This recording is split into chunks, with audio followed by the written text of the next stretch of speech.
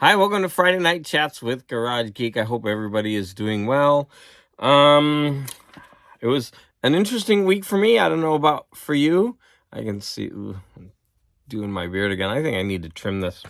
So I got a bunch of movies to discuss with you, only a couple books and a couple of interesting news events. So let's jump in. The first movie that I watched this week, let me get my photos ready, was this movie called Hotel Artemis. Now, I think it's a little bit old, like 2014 or something. Now, the reason I watched it is because I really like Jodie Foster a lot. But it's a big ensemble cast. There's another person missing from this. I also like Dave Bautista. He's like I think he's cute. But anyways, TMI, I think. But I love Jodie Foster, and also Zachary Quinto isn't on this poster. So this movie isn't a strong recommendation, but I did enjoy it. It was kind of, this is one of those movies that you could describe as kind of an amalgamation of other movies. Like the ideas, even though it was its own thing, like it's about a hotel that takes care of criminals, and when you're in the hotel, you're not allowed to have any weapons or bother anybody else. And I mean, that sounds really a lot like what's his name's movie, John Wick. Okay, it sounds very much like, the hotel in John Wick, right? But this movie takes place during a riot in Los Angeles, and the people coming to the hotel are going there for safety, but also to try to commit crimes. So, do I really, really recommend this? No, I enjoyed it. I enjoyed the performances. I thought it was a good movie. It's not a high recommendation for me, but it was a fun watch. Hotel Artemis. Next. This is a movie that I am going to recommend, and this is not a movie for everybody. I thoroughly enjoyed this movie. It was creepy. It was fun. It was outrageous. And it is... Oh, look, I can get closer. Men. So this is an Alex Garland movie. And the actor in this movie that really stands out is Rory Kinnear. There's only really like 3 actors in this movie, 3 to 4 actors in this movie, main ones. But Rory Kinnear is one of them. He's I believe, British actor. Famous. I mean, he's been in a lot of things, right? I think maybe I first saw him in Black Mirror, maybe. Or no, I saw him in that Penny. What do you call that? That Penny Arcade? No, Penny. Anyways, it was this Showtime TV show about like Frankenstein and Dracula and the Wolfman, and what was that thing called? Penny Arcade? Wow. I can't remember anything these days. I kind of like that show. But anyways, I think he played Frankenstein in it. So, why do I recommend this so much? First of all, it was really creepy. It's a little bit of a slow burn, and then it's one of those movies where you're like, what the hell just happened? Like, you really have to sit there and think about it. And you know what? Even if you don't, like, if you can't, like, figure everything out, it's such a fun, wild ride that it doesn't even matter. It's not one of those movies that it's totally spoiled if you can't figure it out. Because I think it's meant to be deep, like there's supposed to be some kind of like layers. I don't think you're supposed to figure everything out because it's just like this weird like analogy going on. But it's so much fun, and Rory Kinnear does such a good job. If you've seen the trailer for this, you know it's kind of freaky because he plays multiple roles and they all are freaky looking. So. But there are some genuinely creepy moments in this movie. And then by the end, it doesn't get creepy anymore. It gets weird. And you're just like, wait, what's going on? Like, I think I said that before, but such a fun movie. So this is put out by A24, and I've loved a lot of their movies they have another one on Showtime that I really need to watch called Lamb. That's the one I really want to watch next. But I wanted to see this one first because ever since I saw that trailer, I was like, I have got to see this. It looks weird, and it did not disappoint. So, highly recommended if you like weird cinema, weird film.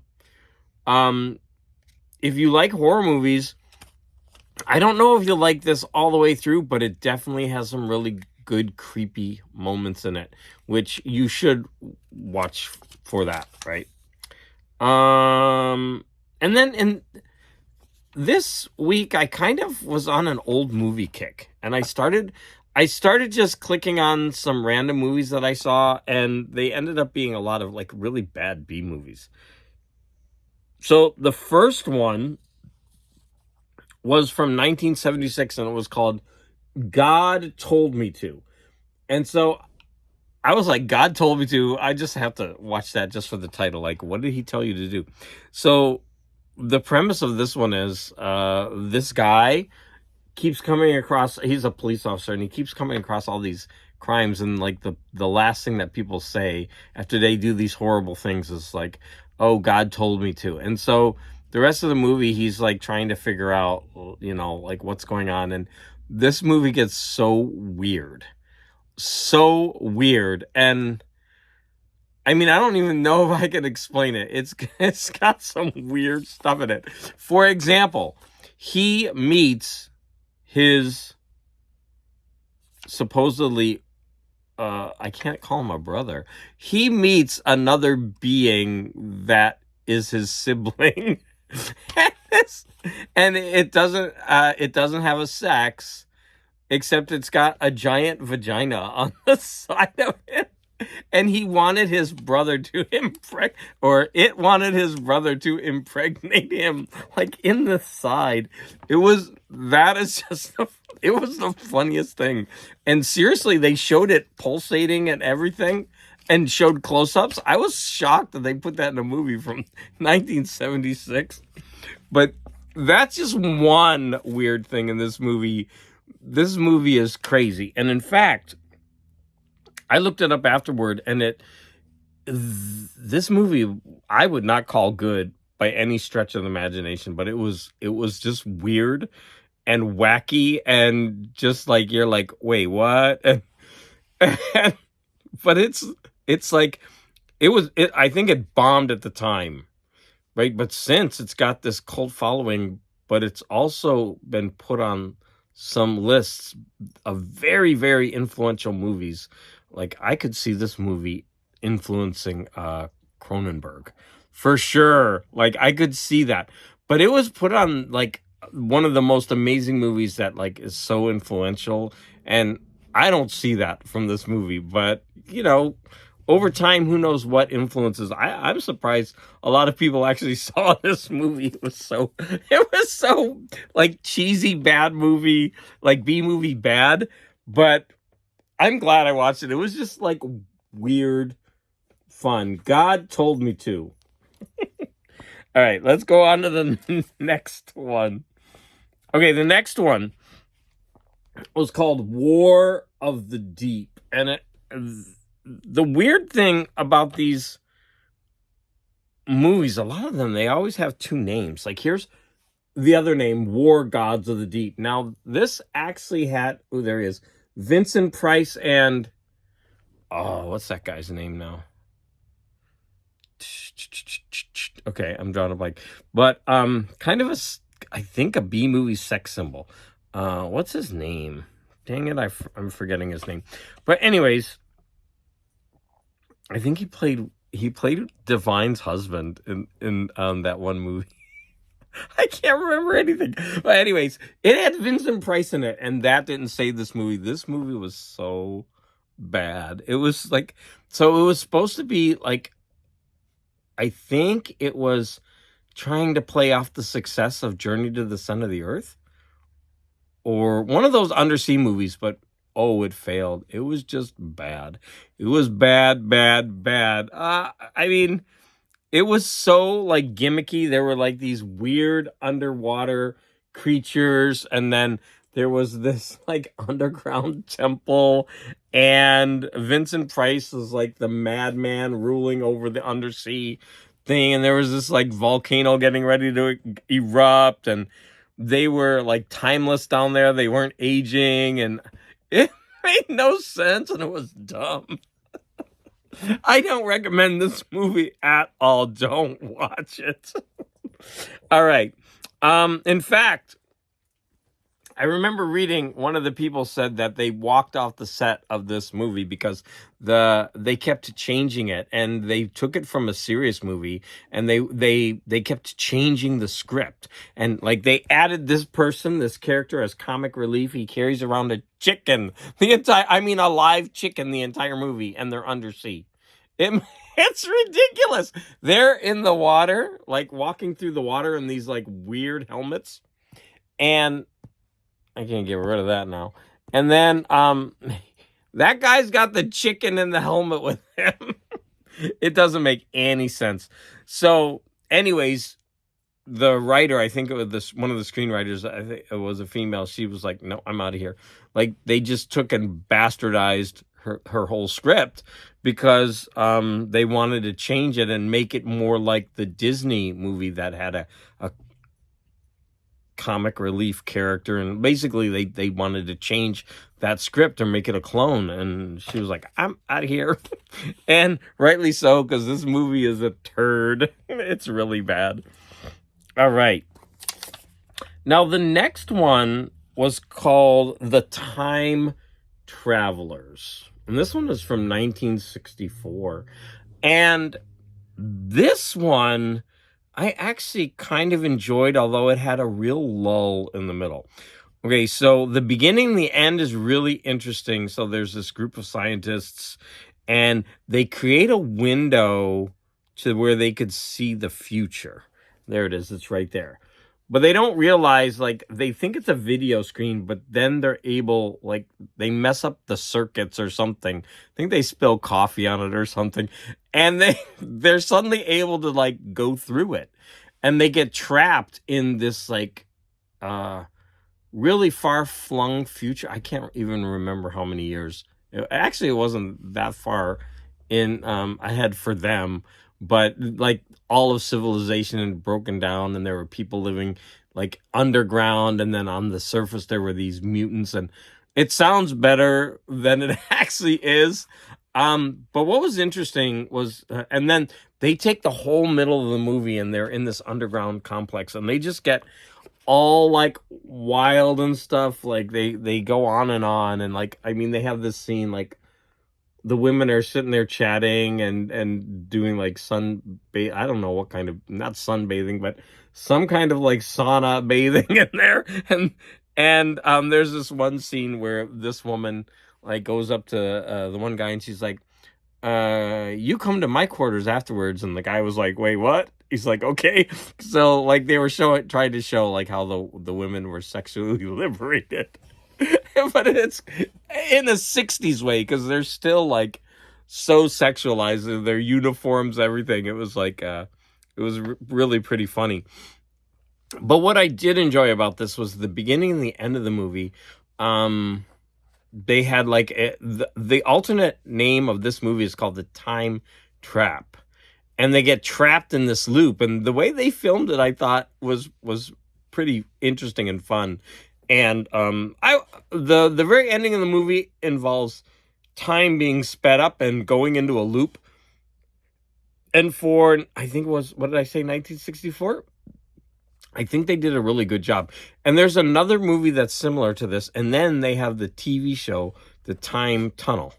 And that one is Irwin Allen. I like Irwin Allen just because of some of his shows I've seen, and mostly because of Lost in Space. So I think I'm definitely going to watch that second show. It's also about time. So I'll probably be telling you, that movie, I'll be telling you about that one next week.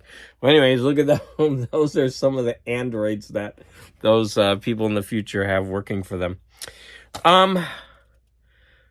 After work one day, I just wanted to like put on something that was a no-brainer. So I went ahead and rewatched Live, Die, Repeat. And that's not the name of it. It's actually called Edge of Tomorrow. And so it's a Tom Cruise movie. And so I really liked this when I first saw it. It's a time, not a time travel movie. It's a time movie, but it's one of those ones where you relive a day over and over and over again. There's like Groundhog Day kind of. It's sci-fi, and I really enjoyed it. I think it. I mean, is this the most amazing movie ever? No, I enjoyed this movie, and I just decided. And I haven't seen it since it came out, and I decided to watch it again, and I did enjoy it again. The thing I love about the movie is, like, at the beginning, Tom Cruise is labeled a coward, and I I don't know if that's bold or not, but I like when an actor isn't afraid to make themselves look bad on screen, like he portrays himself as a coward. But the thing about it is like he overcomes that in the end, right? So I don't know really how brave that is, but I do like the fact that he does, make himself as a coward at the beginning of the movie. I like that. All right, 2 books that I read. The first one was a super short one called Foster by Claire Keegan. Now, this is probably the 3rd time I'm mentioning Claire Keegan. The first time was because her short story, no, her novella about Christmas, I forget the name of it. It won, no, it was nominated for the Booker. And it was about the Magdalene laundries. And then the second one I read, I can't remember. Anyways, this one, it's about a very young girl in Ireland. Her family is poor, and the mother is expecting another child, and they already have a lot. And so they take her to stay with and this I'm not sure. I'm not sure if they were the grandparents or not. Okay, I'm not sure about that. But anyways, an older couple, and it's just so well written. It's a beautiful story, and this one I highly recommend. It's short too, super short. Foster by Claire Keegan. Like, I think it was an hour. It might have been 2 hours, but I think it was actually just an hour for the audiobook. I mean, that's like so short, but wow, she's such a good writer. So highly recommended. And then another book that I listened to this week was the second in this series by Mo Hader, called The Treatment. And this follows a detective. My dog's jumping up. So this follows a detective, and I really like this series of books so far. This is the second one I've read, because they explore some really dark stuff. Like, this all about a pedophile ring, and the main character, when they were children, his brother comes up missing, and this has a very dark ending. I can't wait to get the 3rd one, because something happens at the very end of this, and I'm wondering if the main character is going to find out about it. It's like leaving me hanging. So I'm really enjoying the way this writer is writing this character, and like the dark scenes that, like, I mean, about a pedophile ring, and like the cases, and families being abducted and tied up, and things like having to go through these traumatic events, like being how did I say that? Not kidnapped. They were in their own home, and they're tied up, and it's like they're going through this for like a week, and what they go through. And anyways, this is dark stuff, right? But it's that criminal crime genre, and this writer is really good, and I'm glad that this series was recommended to me. I'm definitely going to keep going with the 3rd one. I think that was it. I listened to another book, but I didn't finish it. So it's called Bolla, Bolla, and I only started it, but I really, really enjoy it. So I can't wait to talk with you about that one next week. Now, the last two things I wrote down on my list, I think, do I have any other? Yeah. So I was watching Bill Maher, and he mentioned two things that I wanted to follow up, which I just thought, wait, it might not have just been Bill Maher, but I think so. It could have been John Oliver too. So the first thing that he mentioned was a University of Illinois Chicago law professor, I can't read this backwards, files First Amendment lawsuit after he was, I'm reading it backwards, suspended for using redacted racial and sexist slurs in exam question. Okay, so this law professor wrote a question on his test. So there was this woman working at an office, and she was called, and he wrote the letter N, dot, dot, dot, and B, dot, dot, dot, dot. Like, that's what he wrote.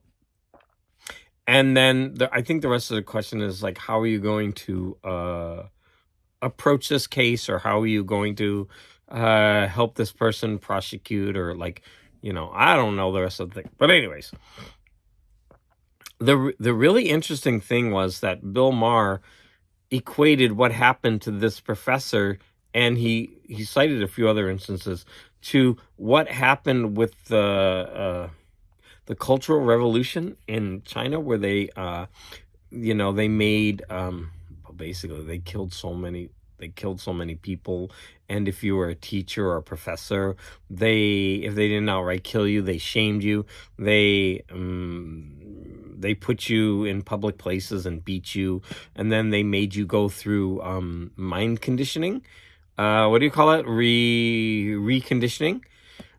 And what they did was they made this professor, or they were forcing him to go through trainings where he has to basically learn, like, what he did was wrong and why he shouldn't do it, and da da da. But he's like, I didn't do anything wrong.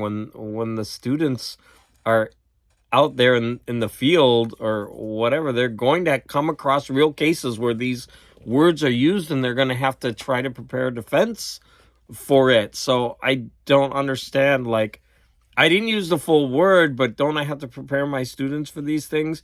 But on the other hand, the students at the school are, basically saying, hey, this is hurtful language, this is traumatizing language, this doesn't promote any kind of moving forward with what's going on, and blah blah blah, like, all, and the interesting thing about this debate is I see both sides, like, right? So could he have written the question where, hey, there's a person who undergoes racial and sexual discrimination at work, without putting the words?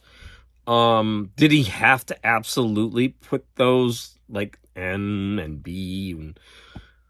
It's an interesting question, right? And did he do the wrong thing by doing that? Or is he just saying, hey, people are going to come across these words, and shouldn't they be prepared, and shouldn't they be ready? And it's an interesting question. So are those types of words banned in every situation, no matter what? And if someone uses them in any form, even not even spelling them out, does that mean they need to go to, like, reconditioning therapy? I think first they fired him, or they suspended him. Well, I'm picking up my talk. They fired him, they suspended him, then they decided he had to go to months-long training. And the funny thing, he was saying, like, look, I'm going to go to these classes, and they're going to be using my exam question as the examples, and those are the things that I'm not supposed to, come into contact with, and they're going to be using my exam question as the model of what they shouldn't be doing, which, is kind of funny. So what do you think? I'm like really interested in this. Is the thing about a question like this, is that there's always layers that we don't hear about, right? We're only hearing the surface part. And I think there's a lot more to this. And this is a really interesting debate topic. And should that professor, Should he have been fired? Should he be forced to go through these trainings? Is this person indeed a racist who deserves to lose his job? Did he use those words intentionally to hurt people, or was he trying to educate? And if it's unintentional, should he go through that re-education kind of therapy? It's like, it's really an interesting idea, I think. So the next one was that the American Medical Association recommends removing sex from birth certificates. So no longer, now this was very misleading, because when they mentioned it on Bill Maher, it doesn't say that it's going to be removed permanently. It seems like it might be put on a second page, although do birth certificates have second pages? I don't know. So they're basically saying that having male or female is harmful to a certain segment of the population, right? They aren't born, like there's like this, what do you call it? Like not a transit, like a spectrum. There's a spectrum of sexes, right? And male and female are the ones that we've are most familiar with. But there are so many people who are born that are kind of on a spectrum there. And I'm not talking mentally, I'm talking physically. Like there are a lot of people who are born. And then of course you get into the mental, like, hey, I don't feel like I was born like this. But I'm talking here physically. There are a lot of people who are not born male or female. There's like a spectrum. And they're lobbying to get the sex, MF, removed from birth certificates. And this one made me think. I'm like, that's like, it's such a fundamental part of our society, knowing whether someone is male or female.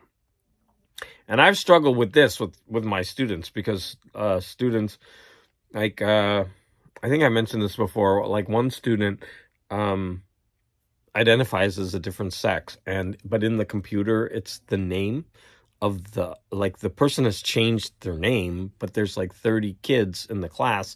And I at the beginning of the year, you get used to them. And like, sometimes I just go through all the list and I say, hey, let's just say Sally became Peter, or Peter became Sally, whichever way it is.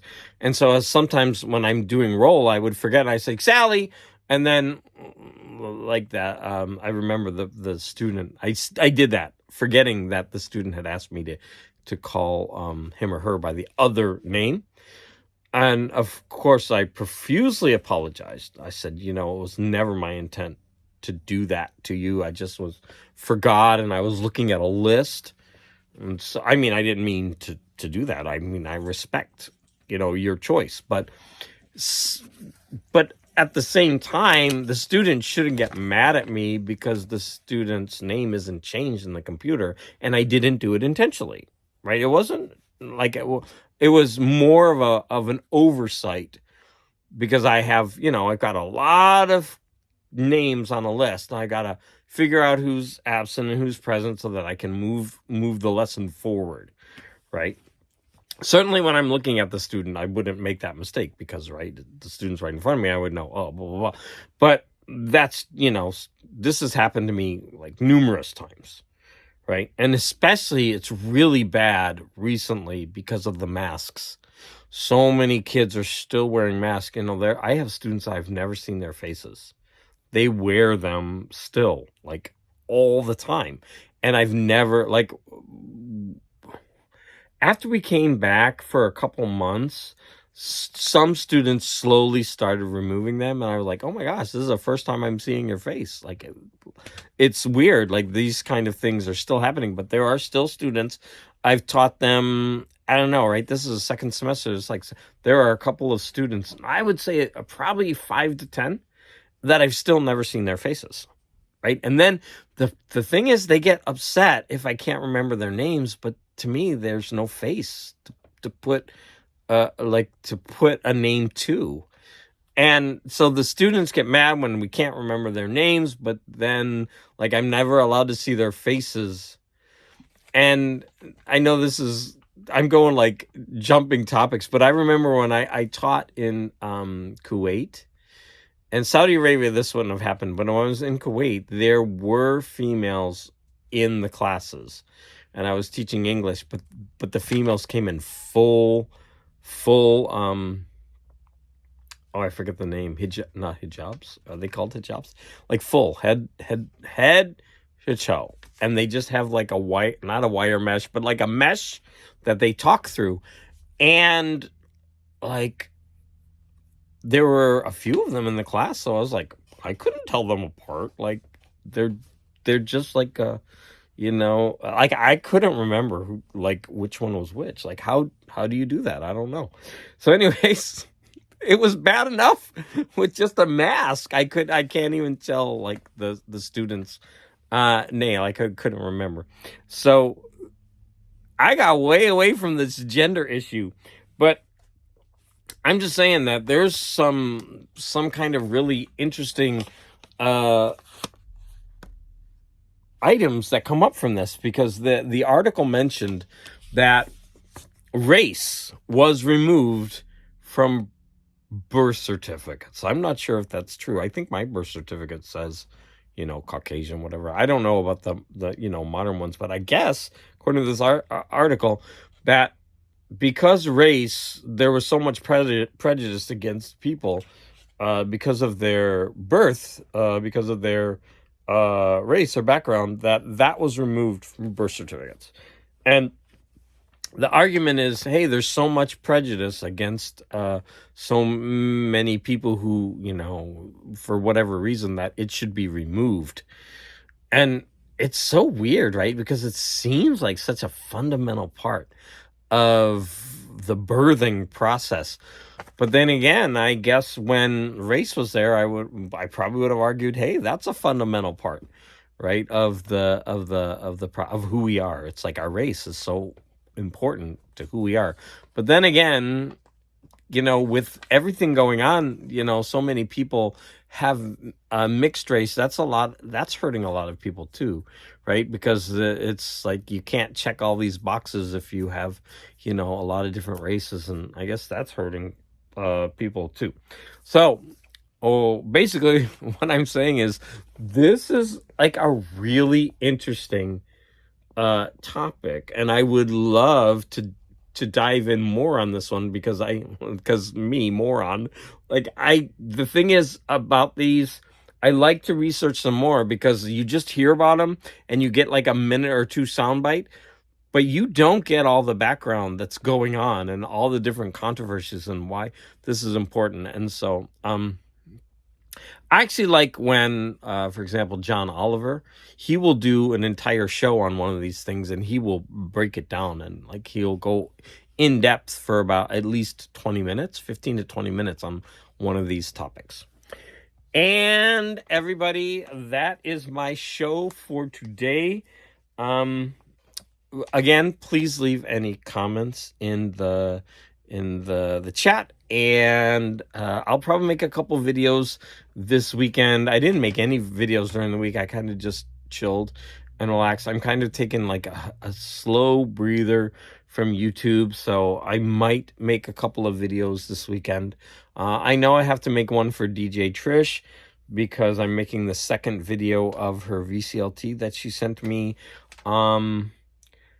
But otherwise, I'm not sure which videos I'm going to be making. I did get a comic book haul, not too big, so I might make a video about that. Not sure yet. I mean, my comic videos aren't very popular, so I'm not sure. Right now for me, it's I used to make videos. I didn't care. But like, just make a video and post it, because I was trying to get more, more views and everything. But now it's kind of like, well, the video takes so long to record, put together, record, edit. And that's the part that takes a long time for me, because I edit a lot in my videos, right? And so it actually ends up taking a lot of time. So I have to think to myself, well, if it's only going to get 20 views, is it really worth all the time that you're putting into it? But then again, 20 people took their time to watch my video and comment on it, so maybe it is. I don't know. This is an ongoing issue for me right now. I'm, just kind of taking a little bit of a slower down break with YouTube, but I'm sure I'll be back. I think it's probably just because I'm, working a lot, but I'm sure when I'm on vacation, I'll probably ramp up my video output again. So again, I want to thank everybody. If you watched so far, thank you so much for your support. Always, your comments are appreciated, and I'll see you again next Friday.